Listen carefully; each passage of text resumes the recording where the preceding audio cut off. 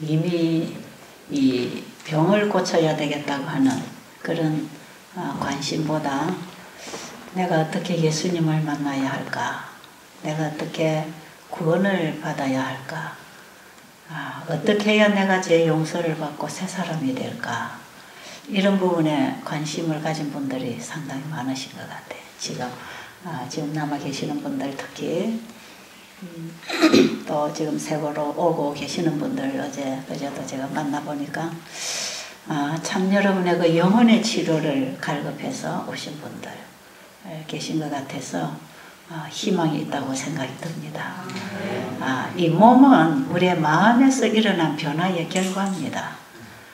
이 세상 사람들은, 의사들은 몸에서 나타난 증상을 치료하는 이런 요법을 사용하지만 예수님이 치료하신 환자들 그 치료법을 보면 다 마음에 치료를 주시고 몸이 회복되게 하시는. 그래서 마가복음이지요. 마가복음 2장에 보면은 그 중풍병자가 지붕을 뚫고 내려오는 얘기 있지 않습니까? 그죠? 그 중풍병자는 정말 예수님을 간절히 찾았던 사람인데 내가 어떻게 하여야 죄 용서를 받을까? 내가 어떻게 하여야 구원을 얻을까? 거기에 관심이 많았던 사람이에요. 어떻게 해야 내가 걸어갈 수 있을까? 이게 아니고 어떻게 해야 내가 죄 용서를 받아서 죽든지 살든지 내가 구원을 받아야 되겠다. 거기에 관심을 가지고 예수님에게 찾아온 환자예요. 그때에 예수님께서 그 환자에게 내 죄 사함을 받았느니라 그래요. 소자야 안심하라. 네 죄 사함을 받았느니라 그럽니다. 이건 받았느니라가 뭐예요? 내가 네 죄 용서해 줄게 이게 아니고 네 죄 사함을 받았느니라 그래요. 죄 용서는 이미 과거입니다. 아시겠어요? 많은 분들이 자기 죄 때문에 기가 죽어서 하나님 앞에 나갈 용기조차 잃어버리는, 그래서 절망에 빠져있는 이런 분들을 참 많이 저도 보고 있고, 저도 옛날에 이 복음, 창세전부터 죽임을 당하신 어린 양, 그 중보자의 손으로 창조를 하시고 중보자의 손으로 율법을 주시고 그 중보자가 오셔서 치료와 구원을 주셨다는 거 아닙니까? 그렇죠? 이 큰 복음을 제가 깨닫기 전에 저도 항상 제 자신을 보면 희망이 없잖아요. 내가 이렇게 이 모양으로 내가 정말 구원을 얻을 수 있을까? 내 자신을 바라보면 바라볼수록 힘이 빠지는 거죠.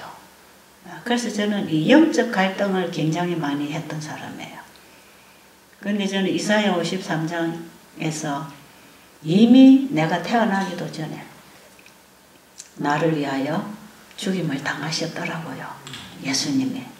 그가 찔리면 우리의 허물을 인하며 그가 상하면 우리의 죄악을 인하매라. 그 우리 속에 나라고 하는 내가 있는 것입니다. 그렇잖아요. 그가 찔리면 나의 허물을 인해서 나의 죄악으로 인해서 그분이 죽으셨다는 것이에요. 이미 내 용서는 과거더라 이 말이에요. 내 구원 얘기는 이미 준비해 두신 선물입니다. 그냥 받으라는 것이에요. 그 은혜의 선물. 에베소서 2장에 보면 너희가 믿음으로 말미암아 구원을 얻었나니 이것이 너희에게서 난 것이 아니요 하나님의 선물이라. 야, 저는 이 복음을 딱 깨닫고 그 복음을 믿음으로 딱 받아들이고 그걸 붙잡고 제가 그 구원의 선물, 하나님이 그저 주신 구원의 줄을 잡고 제가 다시 일어나기 시작했거든요. 그 일어나기 시작해서 지금까지 이렇게 오직 지금도 그 믿음으로 살고 있는 것입니다. 지금도 제가 그동안에 그 믿음을 가지고 주님의 말씀을 따라서 일을 하고 나왔지만 지금도 내 자신을 보면 희망 있어요, 없어요? 희망 없어요. 우리가 아무리 주님께 헌신해도 부족했고 아무리 하나님 말씀을 지킨다고 해도 부족했고, 아무리 회개한다고 해도 부족했고, 아무리 주님을 사랑한다고 고백하고 그렇게 내가 하고 있어도 그래도 부족하잖아요. 그래도 내 안에 부족한 거 안 된 거 끊임없이 하나님의 진리의 빛 가운데로 가까이 가면 갈수록 나는 죄인이구나 하는 것밖에 안 보이는 거거든요. 그렇기 때문에 지금도 나의 희망은 이미 하나님이 나의 용서와 구원을 준비해 주셨다는 거, 이미 그분이 베풀어 주셨다는 거, 그걸 받아들이면 구원이라는 것입니다. 지금도 저는 그 믿음에서 절대로 내 행위로, 내 노력으로, 내 공로로 그분 앞에 나가려고 하는 마음이 없어요. 지금도 내가 이런 일을 하고 있기 때문에도 아니고, 내가 이렇게 했기 때문에도 아니고, 내가 예수를 잘 믿고 있기 때문도 아니고, 그분이 나를 위해서 베풀어 주신 그 구원을 믿는 것입니다. 거기에 저의 희망이 있어요. 제 구원이 보장되어 있단 말이에요. 자, 예수님께서 38년이, 그 중풍병자도 38년 됐다 그러죠. 예, 지붕을 뚫고 내려온 그 환자에게 소자야 안심하라. 왜? 이 사람은 죄책감에 눌려서 지금 거기서 일어나지 못하고 있는 사람이에요. 예수님을 찾아왔을 때는 정말 나는 희망이 없습니다. 나는 내 죄 때문에 희망이 없다고 생각하는 그 환자에게 소자야 안심해라. 안심해라. 네 죄사함을 이미 받았느니라. 이미 베풀어 준 용서, 구원, 그걸 믿어라 그거예요. 예수님이 지금 이 자리에 오시면 우리에게 꼭 같은 말씀 하실 겁니다. 그렇죠? 네. 그래서 예수님께서 이 죄 용서를 하시고 그 다음에 일어나 네 상을 들고 걸어가라는 거죠. 두 가지 치료를 다 받았어요. 그렇죠? 죄 용서도 구원도 받았어요. 죄 용서로 인한 구원도 받고 그 다음에 일어나 걸어가라고 하니까 그냥 기뻐서 걸어갔다 이 말이에요. 일어나 걸어가라고 하니까 얼마나 그 마음이 가뿐하고, 정말 아마 예수님이 죄 용서를 안 해주시고 걸어가라 그러면 이 환자가 안 일어났을 거예요. 왜? 나는 죄 때문에 이렇게 죽게 되었는데 내 죄를 용서받고 싶어 왔다고. 예수님이 아마 38년 된 중풍병자 베데스다 연못가에 왔던 그 환자에게는 죄 용서라는 얘기를 안 하시고 그냥 일어나 걸어가라 그랬거든요. 그런데 이 환자는 아마 일어나 걸어가라 해서 나 안 가요 하고 뻗대고 아마 있었을 거예요. 제가 볼 때는. 그렇지 않겠어요? 나는 주님 앞에 죄 용서를 받기 전에 나 떠날 수가 없습니다. 그런 심정이었거든요. 그 목적을 가지고 왔으니까. 그런데 예수님이 내 죄 사함을 받았느니라 하는 그 말씀을, 그 복음을 받고 진짜 이제는 날고 싶고 뛰고 싶었다 이 말이에요. 그때 주님께서 걸어가라고 하실 때 벌렁 일어나서 상을 들고 걸어가지 않겠습니까? 여러분 이번에 여기 오셔서 그 주님의 음성을, 세미한 주님의 음성을 듣고 가시기 바랍니다. 자, 이 주님의 허락, 이 은혜, 이 구원의 선물, 이것만이 우리에게 희망입니다. 지금까지 내가 어떻게 살았든지 어떤 죄를 지었든지 거기에 연연하지 마세요. 거기에 빠져들지 마세요.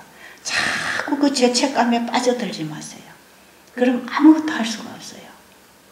이미 예수님은 내가 태어나기도 전에 나를 너무 잘 아시고, 우리는 아담 안에서 다 죽은 생명으로 태어나서 가만히 있으면 자연적인 죄인입니다. 우리는 죄를 안 지어도 자연적인 죄인이 돼가 나와서 하는 짓이 죄 짓는 짓밖에 안 한다고요. 이 생각하는, 계획하는 자체가 죄라는 것이에요. 우리 인간은. 그런 우리를 하나님 너무 잘 아십니다. 여러분, 엄마는 자기 애기 나와서 애기가 기저귀에 똥 싸는 거 가지고 시비 겁니까? 애기 나와서 기저귀에 똥 싸고 오줌 싸고 토하고 젖 달라고 울고 할 때 엄마가 애기한테 시비 걸어요. 엉덩이 때리면서 이놈 자식이 엄마를 힘들게 하고 말이야. 이렇게 하나요, 안 하나요? 애기가 나와서 똥 싸는 것 자체가 이쁜 거고 당연한 거 아니겠어요? 그 똥이 안 나오면 어떻게 되겠습니까? 어쨌든 애기가 똥을 싸든 오줌을 싸든 짜증을 내고 울고 잠을 못 자게 하던 그 아이의 상태를 엄마는 다 받아주는 거 아니겠어요? 나를 낳아준 부모는 나를 너무 잘 알지요. 그리고 나의 모든 필요를 채워주시되 가장 좋도록 나에게 좋도록 유익하도록만 도와주시는 분이 부모님 아니겠어요? 우리 하나님은 어찌 거기다 비교할 수 있겠습니까? 우리를 너무 잘 아십니다. 내가 실수하고 죄짓고 허물 많은 거 하나님께서 아십니다. 네가 그렇게밖에 할 수 없었어. 그러나 네 중심을 내가 알아. 네가 이렇게 안 하고 싶었고 너는 좋은 동기로 하려고 하다가 이렇게 됐고 내가 너를 다 알아. 그러나 네 한계가 이거야. 그거 거기에 너무 주눅들지 말고 기죽지 말고 좌절하지 말고 내가 도와줄게. 지금부터 일어나거라. 넘어졌던 그 자리에서 다시 일어나라는 것입니다. 사람은 넘어진 거기에서 좌절하는데 주님은 내 가까이서 넘어진 그 자리에서 네가 다시 일어나라 그거예요. 그게 예수님이 이 땅에 오셔서 전한 복음이에요. 자, 38년 된 이제 중풍병자 베데스다 연못가요. 그 환자에게는 예수님이 제 용서 같은 거 얘기 안 했죠. 왜냐하면 이 환자는 오로지 걷고 싶은 데만 희망. 걷고 싶은 희망. 어쨌든 누구든지 나를 이제 물이 움직일 때 못에 넣어서 나를 좀 걷게 해주면 좋겠다. 거기에만 간절히 낳고 싶은 거기에만 필요를 느끼고 있었을 때에 그 환자에게 예수님은 죄 용서 같은 거 말 안 해요. 말 안 하고 그냥 일어나 걸어가라는 거예요. 네. 용서해 주셨다고 하는 그 말씀을 안 하셨지만 일어나 걸어가라고 하는 그 말씀 속에는 이미 네 죄는 내가 다 짊어지고 내가 다 책임지고 내가 다 죽어줬다. 그러니 너의 죄는 내가 다 책임질 테니까 너는 걸어가면 된다. 그 똑같은 복음입니다. 네. 지붕을 뚫고 내려와서 죄 용서를 받고 싶었던 그 환자에게 준 복음이나 38년 된 중풍병자 베데스다 연못가에 누웠던 이 환자에게는 똑같은 복음이에요. 그러나 먼저 환자는 죄 용서를 갈망했기 때문에 그의 필요를 먼저 주셨고 베데스다 연못가에 있는 환자에게는 그의 필요가 일어나 걷는 거였기 때문에 걷게 하셨지만 둘 다 같은 얘기입니다. 그리고 그 베데스다 연못가에서 만난 그 환자를 나중에 성전에서 만났을 때 예수님이 뭐라고 하시느냐 하면 다시는 나쁜 것이 생기지 않도록 더 죄를 범치 말아라 그랬어요. 그러면 이 환자가 이렇게 병이 든 것은 죄 때문에 병이 든 게 맞다 이 말이에요. 죄의 결과 아닙니까? 이 병은 전부 죄의 결과예요. 죄 때문에 미워하고 시기하고 질투하고 이기적으로 살고 자기 욕심만 부리다가 스트레스 받고 인간관계에 혼란이 생기고 그 다음에 건강법칙을 어기면서 뭔가를 살아가면서 이 병이 생기고 결국은 하나님이 주신 도덕법칙과 이 건강법칙, 천연계의 법칙, 법을 범하면 죄가 되거든요. 그 법을 범하면 죄가 된다는 그 죄는 하나님과의 생명적인 관계가 끊어지는 것을 의미하는 것입니다. 네. 우리는 죄의 본질을 그렇게 이해를 해야 돼요. 자, 그래서 결국은 병이라고 하는 것은 죄 때문에 생긴 건 틀림이 없어요. 그러나 그 환자를 예수님은 그냥 걸어가라고 하셨을 때 그 죄값을 그에게 물게 하지 아니하시고 죄를 우리에게 담당 지우지 아니하시고 누구에게 담당시키셨다고요? 예수님에게 우리의 죄를 담당시키시고 우리의 죄로 인하여 그분이 처벌을 받으셨기 때문에 우리에게 죄값을 지불하도록 하지 않으신다 이 말이에요. 이해하십니까? 여러분 너무 죄책감에 눌리지 마세요. 복음을 받아들이세요. 죄책감에 눌려있는 분들은 복음을 받아들이세요. 이 복음이 없이는 어느 누구도 구원받을 희망 없고 어느 누구도 치료될 수 있는 희망 없습니다. 어느 누구도 희망 없어요. 여러분 지금도 나무들이 가을이 되면 잎이 다 떨어지고 봄이 되면 다시 거기서 새순이 나고 회복을 얘기하고 있잖아요. 회복, 그죠? 우리 몸도 끊임없이 병든 세포가 나가고 새 세포가 만들어지는 회복이 있습니다. 이 회복이 어디에서부터 왔는가? 죄의 값은 죽음이지만 그 죽음을 예수님이 당하시고 다시 회복시켜 주겠다고 하는 복음이에요. 그래서 겨울에 잔디들이 다 말라 죽은 것 같지만 봄이 되면 다시 거기서 새싹이 나오잖아요. 여전히 새싹이 나와서 꽃을 피우고 잎을 내고 있지 않습니까? 이것은 죽을 수밖에 없는, 이 낙엽이 우수수 떨어지고 풀들이 말라지는 것은요, 아담 하와가 범죄한 이후에 일어난 일이거든요. 그 이전에는 시들어지거나 죽는 일이 없어요. 그런데 결국은 죄로 인해서 죽음이라는 게 오고 낙엽이 떨어지기 시작하고 짐승들도 강한 짐승이 약한 짐승을 잡아먹게 되고 사람도 서로 원망하고 핥히고 싸우고, 이것이 전부 죄가 들어오면서 이 천년계도 함께 땅이 저주를 받아서 낙엽이 우수수 떨어지고 과일들이 떨어지고, 그러나 이 죽음의 대가를 예수님이 지불하시고 다시 구속하셔서 다시 구속해 놓은 땅이기 때문에, 다시 구속해 놓은 인간이기 때문에 회복이 있는 것입니다. 우리에게 회복을 약속하고 있습니다. 이 천연계들이 말해요. 우리의 체질이 회복을 약속하고 있는 것이에요. 지금 여러분 어느 상처가 생겼을 때 이 상처가 며칠 지나면 아물어지는 거 있잖아요. 이거 자연 회복이죠. 이거는 우리에게 다시 죄로부터 우리를 구원해 주시는 회복이 약속되어 있는 거다. 그래서 예수님이 이 땅에 오셔서 환자들을 치료해 주신 것은 그분은 우리를 회복해 주기 위해서 오셨다는 것을 가르쳐 주는 것입니다. 그걸 설명하기 위해서 환자를 고쳐주셨는데, 환자들은 자기 낫는 것만 생각하고 예수님에게 몰려들었을 때에 예수님은 그 치료하시는 그 일을 통해서 내가 너를 살려주기 위해서, 내가 너의 구원자로 오셨다는 것, 그걸 계속 알려주셨어요. 예수님은 그 복음을 전하기를 원하셨는데 그 복음을 전하는 하나의 설명으로, 방편으로서 환자를 고쳐주고 봉사하시는 일을 하셨다 이 말이에요. 자, 성경에 특히 사복음서에 예수님이 오셔서 행한 일들은요, 구약의 율법은 모세로 말미암아 왔다 그랬죠.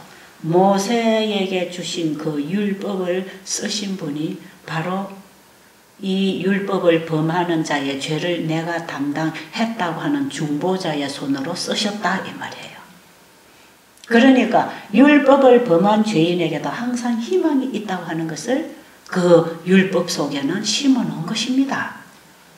그래서 언제든지 율법을 범한 이스라엘 민족들이 다시 회개하고 돌아오면 하나님이 용서를 해주셨더라고요. 마찬가지로 그 율법을 친히 쓰신 분이 이 땅에 오셔서 죄인을 어떻게 다루시는가. 가늠한 현장에서 끌려 나온 이 죄인은 7째 계명에 걸린 사람이에요. 가늠하지 말지니라에 걸린 사람이에요. 그러면 가늠하면은 돌을 쳐 죽인다고 하는 것이 7째 계명에서 나온 모세의 율법입니다. 그렇죠? 그러면 이 간음 현장에서 잡혀 나온 이 여인은 반드시 돌에 맞아 죽어야 되는 게 법이 요구하는 형벌이다 이 말이죠. 그 법을 쓰신 분이 바로 이 간음한 현장에서 끌려난 여인 앞에 서 계신다 이 말이죠.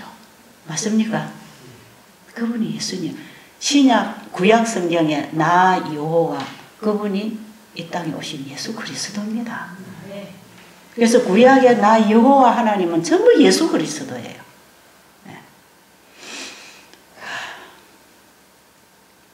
하나님의 뜻을, 그 말씀을 전달하시는 그분은 예수님이 창조 때부터 그 일을 하셨고, 율법을 주실 때도 그 말씀을 주시는, 돌비에 기록하시는 그분이 그 예수님이었고, 그 말씀이 육신을 되어 이 땅에 오셔서 우리에게 또 말씀을 주시는 분 다 예수님이십니다. 하나님의 생각을 드러내시는 말씀의 일을 하시는 그 예수님, 그 예수님이 하시는 사역이에요.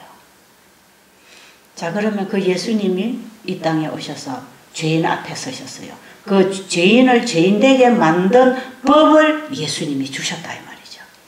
예. 로마서 7장에 보면 계명이 오기 전에는 내가 살았더니 계명이 이름에 나는 죽고 죄만 살아났다 그랬죠. 계명이 오기 전에는 내가 죄인인 줄을 몰라서 내가 살아 있어요. 그런데 계명이 오니까 내가 정죄를 당하고 이미 죽어버렸어요. 그래서 내가 죽는 것입니다. 그리고 계명이 살아나는 거 아니겠어요? 이 여인이 간음을 했다고 하는 것은 바로 이 여인은 죽어야 된다는 죄를 보여주는 거 아닙니까? 계명이 율법이 그걸 보여주는 거 아니겠어요? 그러니까 모세의 법을 가지고 있던 이 바리새인들 서기관들이 이 간음한 여인을 끌고 와가지고 돌로 쳐 죽이라는 것입니다. 이거는 반드시 모세의 법에 돌을 치라고 했다 이 말이에요. 그런데 그 법을 주신 분이 예수님이다 이 말이에요. 그런데 예수님이 죽였어요? 안 죽였어요? 예수님이 돌을 쳤어요? 안 쳤어요? 왜 안 칩니까?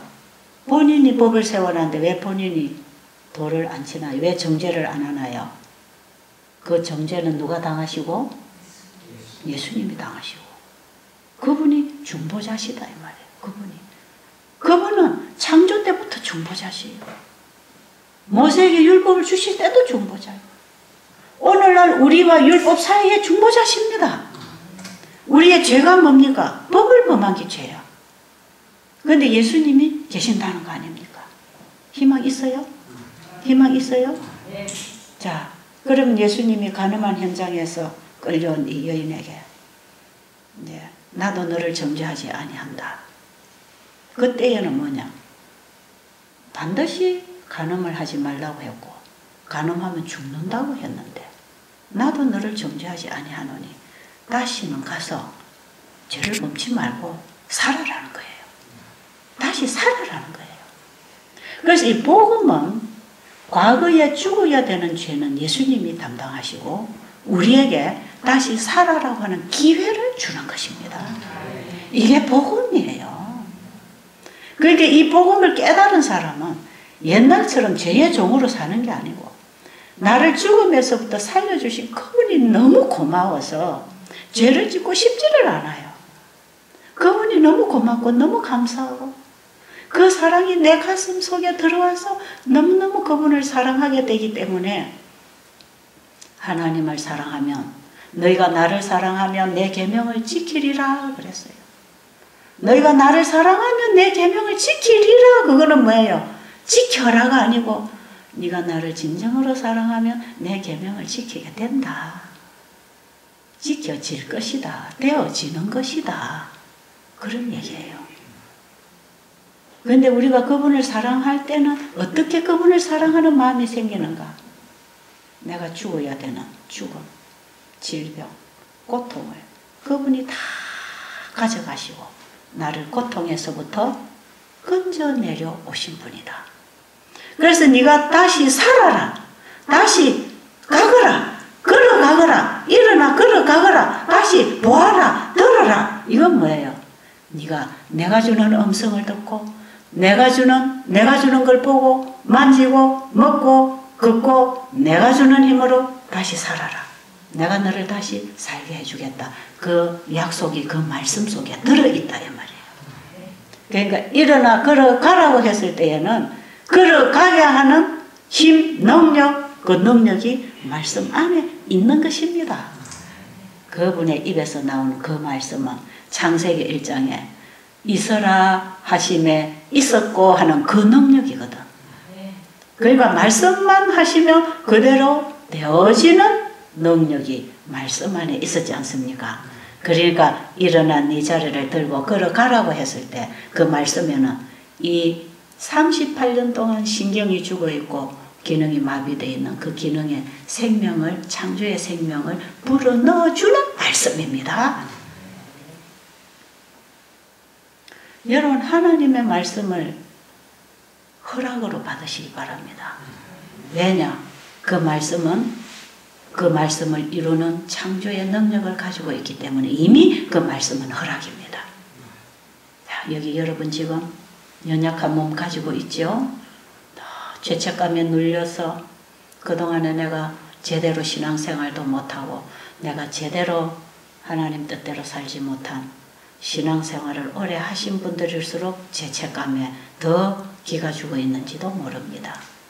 그러나 오늘 이미 내가 태어나기도 전에 창세전부터 나의 죄값을 지불하고 나에게 다시 살도록 나에게 은혜를 주신 주님의 그 복음을 받으세요. 그걸 받고 일어나세요. 그걸 받으세요. 우리에게는 기회가 있을 뿐입니다.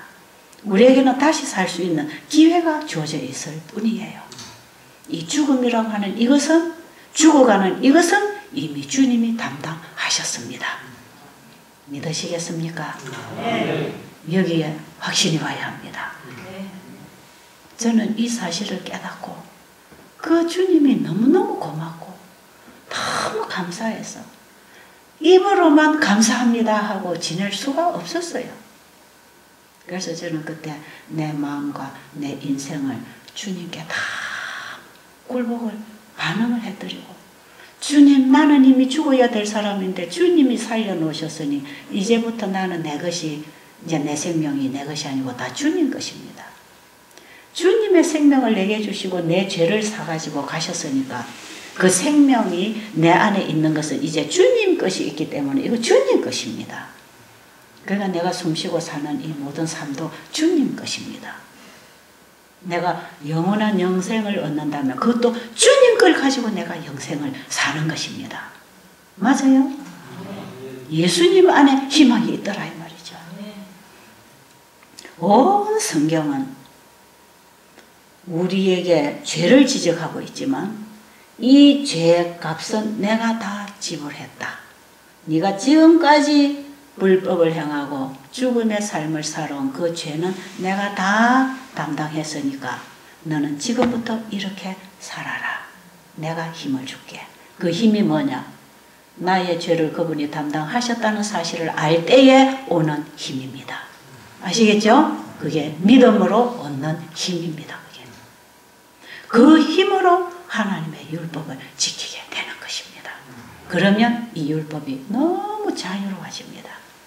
그래서 수고하고 무거운 짐진 자들아 다 내게로 오라. 내가 너희를 쉬게 하리라 했을 때에 지금까지 내가 하나님 뜻대로 못 살고 바로 살지 못하고 죄된 삶을 살아오면서 그 죄로부터 벗어나고 거기서부터 내가 착해지려고 얼마나 노력하고 수고했지만 우리는 죄의 종에 얽매여서 할 수 없는 존재였단 말이에요. 이런 우리를 주님이 너무나 잘 아시기 때문에 네가 스스로 착해지려고, 네가 의로워지려고, 네가 뭔가 좀 잘해가지고 나한테 잘 보여서 구원을 받으려고 했던 그 수고하고 무거운 짐진 자들아 다 내게로 와서 내게 다 내려놔라. 네가 할 수 있는 게 아니다. 내가 해줄 거다. 아십니까? 내가 해줄 거다. 내게 와서 배워라.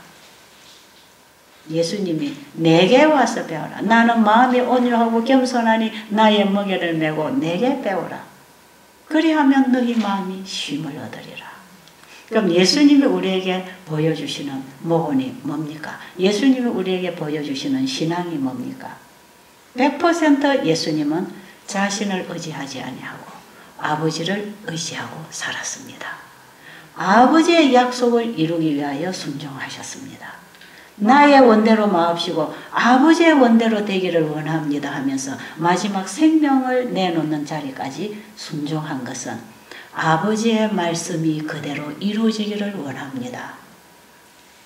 하늘의 뜻이 땅에서도 이루어지기를 원합니다. 그런 마음이에요. 그리고 예수님 요한복음 5장에도 보면 내가 내 뜻을 행하려 온 게 아니라 아버지의 뜻을 행하려 왔는데 아버지의 뜻은, 내 아버지의 뜻은 내게 주신 자를 다 내가 구원하는 것이다 그랬어요. 그러니까 예수의 믿음이 뭔가? 예수님이 내게 와서 배우라고 했을 때에 예수님과 아버지와의 믿음 관계, 예수님은 원래 아버지와 본체시고 동등이시고 근본이 하나이시지만 그가 우리와 같은 인성을 입고 이 땅에 오셨을 때에 우리와 똑같은 위치에서 그분은 아버지의 뜻을 이루어야 됐습니다. 예수님의 인성이 우리와 똑같은 연약성을 가지고 있었기 때문에 그분은 아버지를 믿는 믿음, 그분이 아들을 통하여 우리 인류를 구원하시겠다고 하는 그분의 뜻이 땅에서 이루어지도록 아들을 통하여 이루실 아버지의 뜻을 이루기 위하여 예수님은 온전히 그분에게 자신의 생각과 자신의 일을 내려놓고 아버지가 주시는 걸 받아서 나누었다 이 말이에요. 받아서 전달했다 이 말이에요. 그래서 예수님이 하시는 말씀은 내 말이 아니고 아버지가 나를 통해 하시는 말씀이라. 그래서 창조의 능력이 나타났습니다. 예수님이 행하시는 모든 이적은 내가 행하는 게 아니고 아버지가 나를 통해 하신다고 그분이 자신 있게 그 말씀을 하신 것은 예수님은 자신을 아버지의 뜻에 온전히 내려놓고 아버지의 뜻을 받아서 전달하고 계시면서 십자가에까지 올라가셨다 이 말이에요. 우리가 이미 내가 죽어야 될, 이미 아담이 죄 지었을 때 죽어야 됐고 아담 안에서 우리는 다 죽고 없어질 존재인데 예수님의 십자가의 은혜로 우리에게 생육 번성의 기회를 주셔서 우리가 태어났고 또 태어나게 하고 살고 있는 거 아니겠어요? 이 자체가 예수님의 은혜입니다. 내가 태어난 자체가 예수님 은혜예요. 지금 살고 있는 자체 다 예수님 은혜예요. 예수님 때문에 내가 이렇게 태어나서 살고 있다고 하는 거, 예수님 때문에 이 죄인도 희망이 있다고 하는 거, 이 사실을 믿을 때 힘이 난다 이 말이에요. 그 사랑이 힘이다 이 말. 그분이 나를 이렇게 사랑하셨다는 이 사실을 내가 믿을 때 내 마음에 희망이 생기잖아요. 용기가 생기죠. 이제 살 의미가 있죠. 힘이 나는 거예요. 그 힘이 나면 그 말씀을 순종하는 것입니다. 여러분, 여기 오신 분들에게 한 며칠 금식을 시켜놓으면 어떤 경우에는 사람들 혈당이 뚝 떨어져 가지고 누워서 일어날 힘도 없어요. 그래가지고 강의 시간에 왜 안 나왔어요 하면 기운이 없어서 방에 누워서 들었습니다 그래요. 그럼 누워서 들을 만큼 기운이 빠지면 더 이상 굶으면 안 되니까 이제 식사를 하십시오. 그래가지고 과일을 한 쪽 먹여 놓든지 밥을 한 술 먹이잖아요. 그거 한 입 씹어 먹고 발딱 일어나요. 무슨 힘으로 일어났지요? 그 음식이 주는 그 힘이 육신의 몸을 일으켰다 이 말이에요. 마찬가지예요. 하나님의 말씀은 떡입니다. 맞아요? 하나님 말씀이 밥이에요. 양식이에요. 우리의 영적 양식이에요. 그래서 하나님의 말씀을 한 말씀만 쏙 받아 먹어도 힘이 벌떡 납니다. 38년 된 중풍병자에게 일어나 걸어가라는 그 말씀이야말로 이 환자에게는 얼마나 맛있는 양식입니까? 도무지 일어날 수 없는 이 환자, 예수님이 일어나 걸어가라는 것입니다. 그 말씀을 넙죽 받아 먹었더니 몸에서부터 일어날 수 있는 힘이 생겼지 않습니까? 똑같은 얘기예요. 우리 육신의 법칙하고 영적인 법칙이 똑같거든요. 여러분, 그렇게 우리가 다시 일어나는 것입니다. 이렇게 나는 안 돼, 나는 죄인이야, 죄인이 어떻게 계명을 지켜, 이렇게 하는 게 아니다 이 말이에요. 니는 못하는데 내가 해주려고 왔지 않느냐. 내가 십자가의 죽음으로 계명을 폐하는 게 아니고 오히려 온전하게 해주려고 내가 왔지 않느냐. 예수님은 내가 율법이나 선지자나 폐하러 온 줄로 생각하지 말라고 했어요. 오히려 내가 온전하게 해주겠다는 것입니다. 하나님의 율법, 선지자, 여러분 율법과 선지자가 뭐예요? 모세가 쓴 모세오경이 율법이요. 그 다음에 다 선지자의 글입니다. 율법과 선지자나 내가 폐하러 온 게 아니라, 구약 성경을 내가 다 폐하려고 온 게 아니라, 그거 다 무시하려고 온 게, 그걸 온전하게 해주려고 내가 왔다.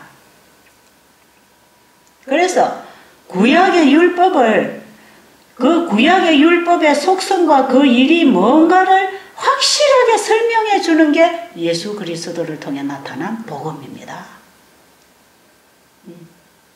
여러분, 씨가 땅에 들어갈 때에 이 씨가 무슨 씨인지 좀 잘 모르잖아, 그죠? 이게 씨, 이게 배추 씨인지 케일 씨인지 무엇인지 뭐 무슨 씨인지 저도 이거 아직 구분이 잘 안 가요. 케일 씨도 보면 무씨 같고 무씨도 보면 배추 씨 같고 구분이 잘 안 가대요. 이 구분이 잘, 우리가 지금 율법을 들여다볼 때 이게 무슨 뜻인지 잘 모르는 게 애매하고 아주 아리까리한 게 많단 말이에요. 그런데 이 씨앗을 땅에다 심어 놓으니까 거기서부터 씨가 가지고 있는 큰 이제 나무가 나오는 거예요. 아, 올라와 보니까 이게 무가 아니고 이게 케일이구나. 그걸 아는 것처럼 이 율법을 봤을 때 우리가 선명하게 하나님이 어떤 분인지를 잘 모르지만 이 율법이라고 하는 말씀이 예수라고 하는 사람을 통해서 들어가가지고 예수라고 하는 사람을 통해서 나오잖아요. 그렇죠? 말씀이 육신으로 나타나신 분이 예수님 아닙니까? 그죠? 율법이 복음으로 나타나신 분이 예수님이란 말이에요. 그러니까 예수님 자신이 말씀이고 복음이셔요. 그 말씀을 지켜야 살기 때문에 하나님이 법도를 만들어서 지키게 했단 말이에요. 그 율법이에요, 그게. 그러니까 예수님은 율법이셨고 복음이셔요. 예수님은 말씀이셨고 그 말씀이 이루어진 복음 아닙니까? 그렇죠? 그러니까 예수님 안에는 율법도 있고 복음도 있단 말이에요. 그 십자가입니다. 십자가에는 율법도 있고 복음도 있단 말이에요. 그 율법과 복음이 만난 것 아닙니까? 율법이 주는 정죄를 당한 죄인이 죽어야 되는 죽음을 예수님이 당하시고 예수님이 십자가에 죽으셨다는 것은 죄를 범하면 죽는다 하는 율법의 영원성을 나타내는 것이고 공의성을 나타내는 것이고 죄인이 죽어야 되는데 죄인을 대신해서 하나님의 아들이 죽었다는 것이 하나님의 무궁무진한 자비와 사랑 아닙니까? 하나님의 품성입니다. 이게 다. 이게 만나져서 하나님의 품성이라는 거예요. 예수님 속에는 그게 다 있었단 말이에요. 그러니까 예수님을 보면서 율법이 뭔가를 설명을 하는 것입니다. 그래서 예수님께서 율법을 범한 죄인에게 와가지고 나도 너를 정죄 안 한다 하는 것은 내가 정죄당하고 죽었다 이 얘기예요. 율법을 폐하는 얘기가 아니다 이 말이에요. 이거는 율법을 폐하고 무시하고 율법을 없애는 약하게 하는 게 아니고 오히려 율법을 영원히 세우는 얘기입니다. 그렇죠? 네가 지은 죄값은 내가 죽었다.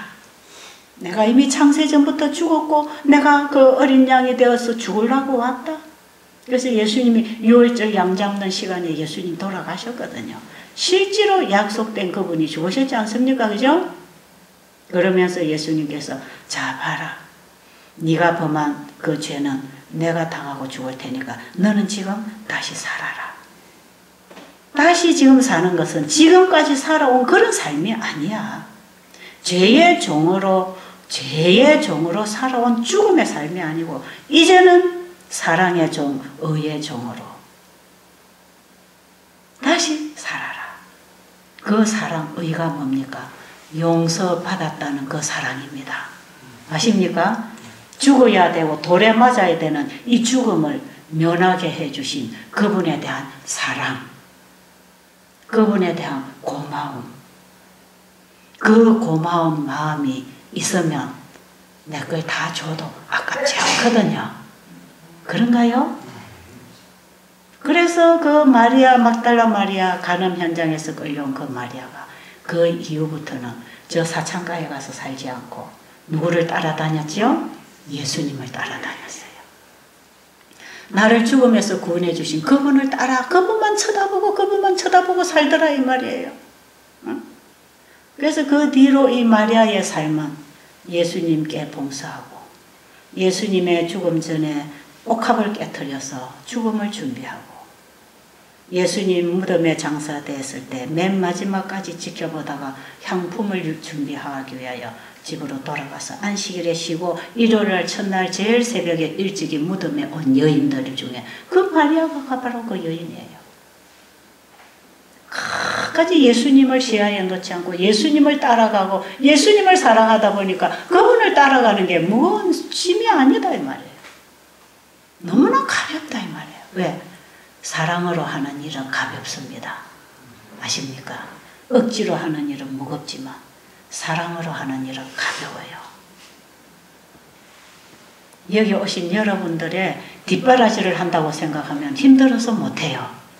근데 여러분들을 죽음에서부터 영생으로 건져주는 정말 여러분의 영혼을 사랑해서 여러분의 영혼을 구원하는 일이라고 생각할 때에 여러분 한 사람 한 사람이 깨어나는 걸 보면서 힘이 난다 이 말이에요. 사랑으로 할 때 지치지 않습니다.